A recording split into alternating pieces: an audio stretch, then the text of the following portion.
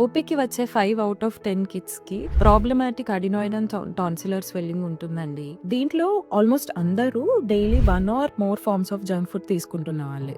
మరి 2 year old చైల్డ్‌లో కూడా అడినాయిడ్స్, టాన్సిల్స్ చూస్తున్నాము. సో, జంక్ ఫుడ్‌కి దీనికి సంబంధం ఏంటో చూద్దాం. Ultra processed foods like biscuits, chocolates, chips, sugary డ్రింక్స్‌లో high content of sugar, unhealthy fats, refined sugars ఉంటాయి. ఇవి ఇన్‌ఫ్లమేషన్ అనే ప్రాసెస్‌ని ట్రిగ్గర్ చేస్తూ ఉంటాయి. ఇన్‌ఫ్లమేషన్ అంటే ఒక ఫైర్ లాంటిది.